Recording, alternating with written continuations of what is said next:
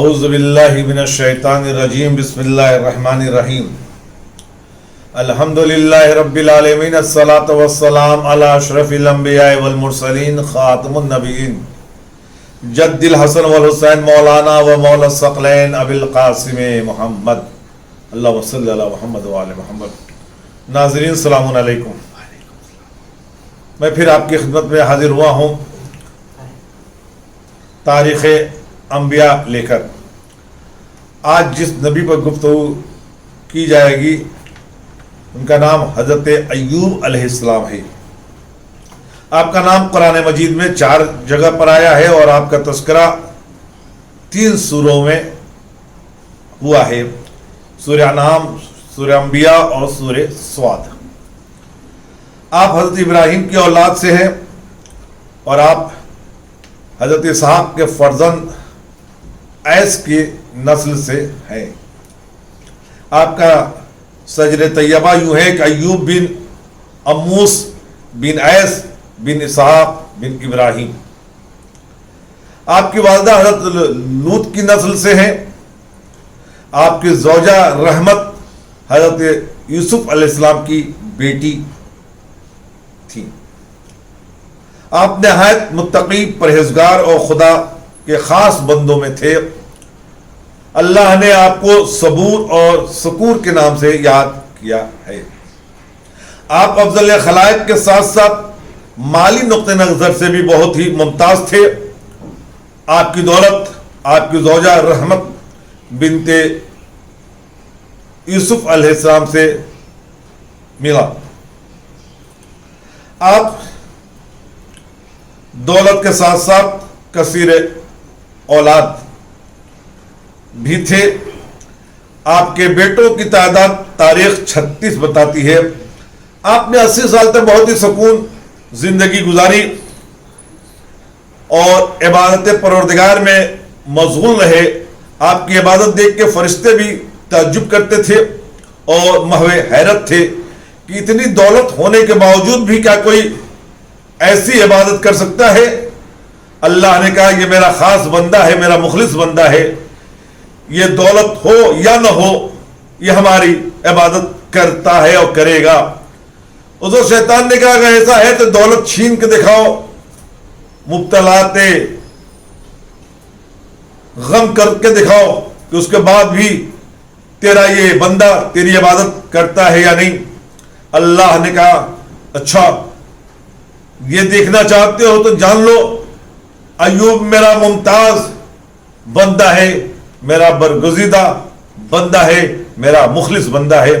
یہ کہنے کے بعد سب سے پہلے اللہ نے ان کے سارے مال و اسباب جو تھے، دولت، روپیہ، پیسہ، زیورات، یہ سب غائب کر دیے۔ جناب یعقوب کو معلوم ہوا، جناب ایوب کو معلوم ہوا، سجدے میں سر رکھ کے کہا پروردگار تو نے دیا تھا، تو نے واپس لے لیا، لیکن عبادت میں کوئی کمی نہ ہوئی۔ اس کے بعد خدا نے چوپائے، کھیت کھلیان، زراعت سب کو برباد کر دیا، لیکن اللہ کا برگزیدہ نبی ایوب اسی طرح سجدہ کرتا رہا اور کہا کہ تو نے دیا اس پر بھی تیرا شکریہ میں نے ادا کیا، تو نے واپس لے لیا اس پر بھی میں تیرا شکریہ ادا کرتا ہوں۔ مجھ سے سب کچھ چھن گیا لیکن اب میرا دین اور ایمان تو میرے پاس ہے۔ اس کے بعد اللہ نے ان کی جو اولادیں تھیں انہیں موت دے دی، موت دے دیا، لیکن عبادت میں کوئی فرق نہ آیا۔ ایوب اسی طرح عبادت کرتے رہے۔ اب اللہ نے خود ان کے ایک مرض میں مبتلا کر دیا۔ مرض میں مبتلا ہونا تھا کہ ان کے قریب جو لوگ تھے ان سے جدا ہونے لگے، یہاں تک کہ تاریخ نے ان کے 3 شاگردوں کا تذکرہ کیا ہے، وہ بھی ان سے الگ ہو گئے۔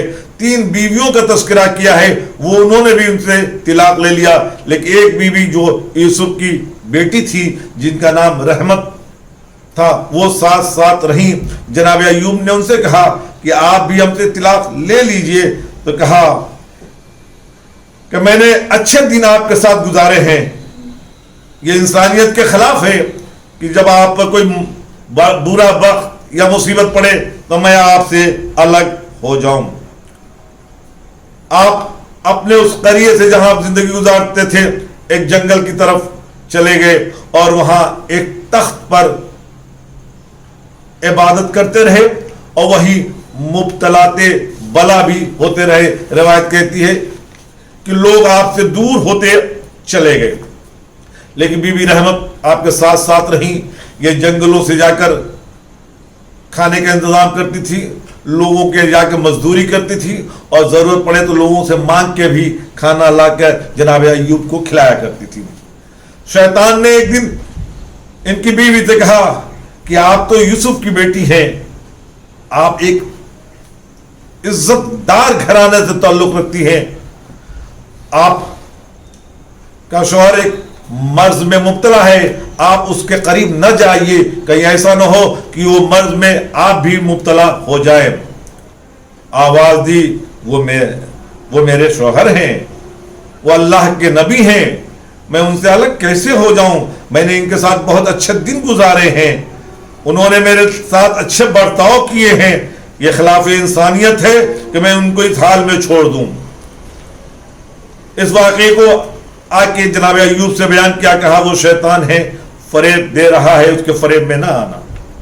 دوسری مرتبہ شیطان پھر ملتا ہے جب یہ پانی لینے جاتی ہیں، اور اس بار ایک نئے انداز سے ملتا ہے اور یہ کہتا ہے کہ آپ کے شوہر مریض ہیں، ہم آپ کو ایک دوا دیتے ہیں، اس دوا کو آپ انہیں کھلائیں، انشاءاللہ خدا انہیں صحت عطا کرے گا۔ چنانچہ انہوں نے پیالے میں کچھ دیا، جناب رحمت اسے لیے ہوئے ایوب کی خدمت میں آئی اور کہا یہ دوا ہے، کہا جلدی پھینکو، یہ شیطان ہے اور شیطان نے یہ شراب دیا ہے۔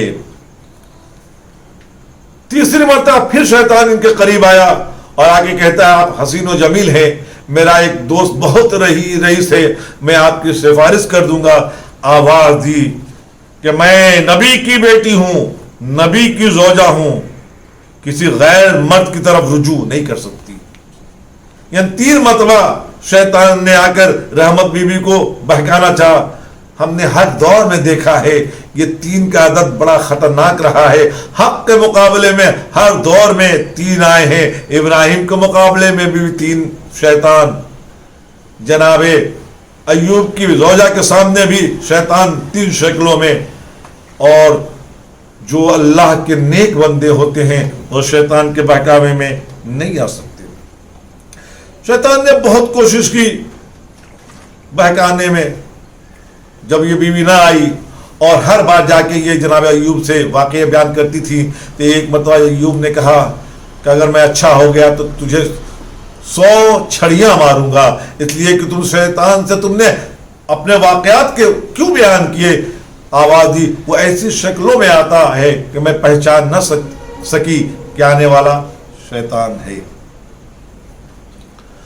اب شیطان نے ایک کام کیا، قوم والوں میں یہ شہرت پھیلا دی کہ ایوب سے کوئی ایسی غلطی تو ضرور ہوئی ہے جس سے ان کا خدا ناراض ہے، اور جناب ایوب کے سامنے بھی آ کے کہتا ہے کہ آپ نے کون سا ایسا گناہ کیا ہے کہ اتنی مدت ہو گئی لیکن آپ کا خدا آپ سے راضی نہیں ہوتا، اور تانا دینے لگا۔ اب ایوب نے کہا پروردگارا، میں تیرے ہر امتحان میں سر جھکائے دیتا ہوں، لیکن یہ شیطان مجھے تانا دیتا ہے، یہ مجھے اچھا نہیں لگتا۔ اور ادھر جناب ایوب کی زوجہ رحمت نے بھی کہا کہ آپ اپنے خدا سے دعا کریں کہ خدا آپ کو صحت کاملہ عطا کرے۔ ایک روز یہ بی بی جنگل میں پانی لینے گئی تھی کہ جبریل ایوب کے سامنے نازل ہوئے اور کہا کہ اللہ نے کہا ہے کہ تیرا وقت امتحان ختم ہو گیا اور آپ امتحان میں کامیاب ہو گئے۔ اس کے بعد کہا کہ اٹھیں اور فلاں مقام پہ جا کے ٹھوکر ماریں۔ ایوب نے کہا میں کیسے اٹھ سکتا ہوں؟ جناب جبریل نے خود سہارا دیا اور اس مقام پہ پہنچایا जब अय्यूब अलैहिस्सलाम ने ठोकर मारी तो एक गर्म पानी का चश्मा जारी हुआ, कहा इसमें आप गुस्ल कर लें। जब गुस्ल किया तो जिस्म की सारी बीमारियां खत्म हो गई। फिर कहा सामने चलें और वहां ले जाके कहा फिर ठोकर मारें। अब जो ठोकर मारी तो एक सर्द पानी का चश्मा जारी हुआ, कहा इसे आप पी लें। जैसे ही ये पिया अंदरूनी सारी बीमारियां खत्म हो गई। जनाब अय्यूब को जन्नत का लिबास पहनाया और जन्नत के एक तख्ते पे बैठा दिया। एक मुद्दत के बाद, एक वक्त गुजरने के बाद जब बीबी रहमत वापस आती हैं तो वहाँ क्या देखती हैं, दो शख्स आपस में महवे गुफ्तगू हैं। आवादी यहाँ पर मेरा एक मरीज था, वो क्या हो गया, और परेशान हो गई। ये मंजर देख के जनाब अय्यूब मुस्कुरा पड़े। जैसे ही मुस्कुराए रहमत ने पहचान लिया, फौरन सजदे में सर रखा, कहा परवरदिगारा तेरा शुक्र है। अमूमन जब हम दुआ मांगते हैं तो दुनिया ये कहती है क्या जरूरत है दुआ मांगने की, क्या अल्लाह नहीं जानता कि हमें किस चीज की जरूरत है? अल्लाह जानता है, लेकिन अल्लाह चाहता है कि उससे बंदे कुछ मांगे। वो उसी तरह अल्लाह चाहता तो नहर जारी कर सकता था, चश्मा जारी कर सकता था, लेकिन अल्लाह ने कहा अय्यूब ठोकर तुम मारोगे, चश्मा मैं जारी करूंगा। उसी तरह अल्लाह चाहता है दुआ तुम मांगोगे, कबूल मैं करूंगा। चुनांचे रवायत कहती है कि जनाब अय्यूब अलैहिस्सलाम फिर सेहतमंद हो गए और आज भी वो चश्मा शाम के अतराफ में मौजूद है जहां लोग जाते हैं और चश्मे की पानी से मरीज को शफा मिलता है। इस इम्तिहान में कामयाबी के बाद अब तक तो जनाब अय्यूब अलैहिस्सलाम नबी थे, अल्लाह ने उन्हें अब मनसब रिसालत अता किया और आवाज दी कि आप वहां से रोम जाएं और रोम में तबलीग करें। ये रोम वही है जहां इसहाक के फर्जंद ऐस जिंदगी करते थे और उनकी कौम रहा करती थी। चुनांचे जनाब अय्यूब अलैहिस्सलाम रोम तशरीफ ले गए और वहीं मोहवे तबलीग रहे। अल्लाह ने कहा कि तुमने जो कसम खाई है कि अपनी बीवी को 100 छड़ियां मारूंगा, एक काम करो 600 छड़ियों का एक गट्ठर बनाओ और गट्ठर को एक मर्तबा बीवी को मारो, तुम्हारी कसम पूरी हो जाएगी। वखुज़ बेयदैका ज़ेगन फ़अज़रिब बिह, यानी हाथों में, फ़ख़ुज़ बेयदैक अपने हाथों में, ग़िस्सन एक गट्ठर लो, फ़अज़रिब बिह और अपनी ज़ौजा को मारकर अपनी कसम को पूरी करो। आप रोम में महवे तबलीग थे यहाँ तक कि वो वक्त आया जो आपके वफात का वक्त था। तो आपने अपने फर्जंदों को इकट्ठा किया और इकट्ठा करने के बाद अपने बेटे होमिल को अपना जानशीन बनाया और यही होमिल बाद में नबी भी बने। उसके कुछ दिनों के बाद जनाब अय्यूब इस दुनिया से चल बसे और होमिल ने इनको गुस्ल कफन दिया और अय्यूब अलैहिस्सलाम की वसीयत के मुताबिक इन्हें शाम और फिलिस्तीन में मुकाम जीरोन में दफन कर दिया। आपकी उम्र में इख्तलाफ है कि आपकी उम्र कितनी थी। कुछ ने 90 लिखा है, कुछ ने 93, कुछ ने 135, कुछ ने 140, कुछ ने 146, कुछ ने 200 और कुछ ने 260 लिखा है। लेकिन अक्सर मुअर्रिख ने 140 साल की उम्र तहरीर की है। अल्लाह ने जब दुआ कबूल की थी और जनाब अय्यूब को सेहत दिया था तो वो सारी चीजें जो अल्लाह ने पहले ले ली थी, वो ज़रात, वो मवेशी, वो मालो ज़र, वो सब अता कर दिए और उसके बाद अल्लाह ने वो औलादें जो ली थी उनके साथ साथ और भी औलादें अता की, जो कम से कम रिवायत कहती है कि उनके मुज़क्कर औलादों में उनकी तादाद 36 थी। अज़ीज़ान गिरामी, आज सबे बिस्रे मेरा मौला बेचैनी के आलम में करवटें बदल रहा है। तबीब को बुलाया गया। अजीज़ो सुनोगे, जब तबीब ने आके ज़ख्म अली में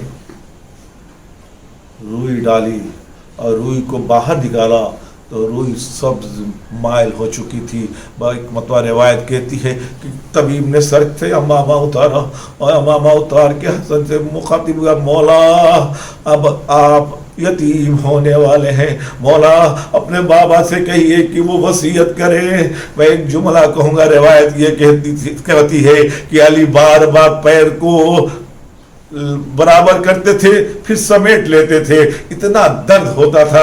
ایک یہی منظر ہمیں کربلا میں بھی نظر آیا جب علی اکبر کبھی پیر کو برابر کرتے تھے کبھی پیر کو اکجا کرتے تھے. عزیزو امام حسن قریب آئے, علی نے وصیتیں کرنا شروع کی. وصیت کرتے کرتے ایک منظر آیا جہاں پر آواز دی بیٹا حسن, اور پوری اولادوں کو حسن کے ہاتھ میں ہاتھ دے کے کہتے ہیں بیٹا اب ان سے ہوشیار رہنا. اپنے بچوں سے مخاطب کر کے کہا یہ تمہارے وقت کے امام ہیں, ان کا خیال رکھنا. عزیزو سب کو حسن کے حوالے کر دیا. ایک مرتبہ علی نے کیا محسوس کیا کہ کوئی دروازے کے اوپر بیوی کھڑی ہے جو سسکیاں لے کے رو رہی ہے. عزیزو آپ بھی تو پہچان گئے نا یہ بیوی کون تھی. علی نے آواز دی ام البنین تیرا والی ابھی باحیات ہے, رونے کا سبب کیا ہے سنو گے عزیزو. ام البنین آگے بڑھی, ام البنین نے آگے بڑھ کے کہا مولا اتنا بتا دیجئے میرے عباس سے کوئی خطا ہو گئی کہ آپ نے سب کو تو حسن کے حوالے کیا لیکن میرے عباس کو آواز دی حسین کو بلایا جائے. عزیزو جب حسین آئے تو ابھی تو علی نے یہ کیا تھا نا کہ اپنے بچوں کا ہاتھ حسن کے ہاتھ میں دیا تھا, لیکن یہاں علی نے انداز بدلا, حسین کا ہاتھ لیا عباس کے ہاتھ میں دیا. آواز دی عباس میرے حسین سے خبردار رہنا. اے عباس میں حسین کو تیرے سپرد کر رہا ہوں. شاید عباس نے کہا ہو بابا میں بھی وعدہ کرتا ہوں کہ جب تک ہاتھ سلامت رہیں گے میرے مولا حسین پر کوئی وقت نہ آئے گا. ہاں بابا اگر ہاتھ کٹ جائے اور میرے بھائی پر کوئی مصیبت آ جائے تو مجھے معاف کرنا. یہی وجہ ہے کہ جب عباس کے بازو قلم ہو گئے تو رخ کیا نجف کی طرف, آواز دی بابا تیرا عباس مجبور ہو گیا, اب حسین پر کوئی تکلیف ہو تو عباس کو معاف کرنا, اس لیے کہ تو نے جس بازو میں حسین کا ہاتھ دیا تھا اب وہ بازو ہی نہ رہے. انا للہ و انا الیہ راجعون. ناظرین خدا ہماری عبادات کو قبول فرمائے, خدا آپ کے عبادتوں کو قبول فرمائے. ناظرین کچھ لوگ مریض ہیں, التماس سے دعا کہا ہے. خود میری بھانجی, اس کا شوہر اور اس کی بیٹی جو کہ دبئی میں ہے, یہ تینوں اس مرض میں مبتلا ہیں. بھٹو جاوید جو شری کے رہنے والے ہیں میرے عزیز دوست ہیں. ننھے صاحب لکھنؤ کے جو ہمارے عزیز ہیں. نوید اعظم جو کینیڈا میں ہیں وہ مریض ہیں, اور حسین صاحب جو بنگلور میں ہیں یہ بھی مریض ہیں. آپ سے التماس ہے کہ آپ دعا کریں کہ ان ایام کے صدقے میں خدا ان لوگوں کو صحت کاملہ عطا فرمائے. ناظرین انشاءاللہ جو لوگ بھی مریض ہوں دعا گو ہوں ہم سب کی خدا انہیں صحت کاملہ عطا فرمائے. جو مقروض ہوں کہ قرض کی ادائیگی عطا ہو, جو بے روزگار ہوں انہیں روزی عطا ہو, جو صاحب روزگار ہوں ان کی روزی میں برکت عطا ہو, اور ہم سب کے مقدر میں کربلا کی زیارت اور نجف کی زیارت تحریر ہو. روز محشر امام علی اور امام حسین کی شفاعت ہم سب کو نصیب ہو. والسلام علیکم ورحمۃ اللہ وبرکاتہ.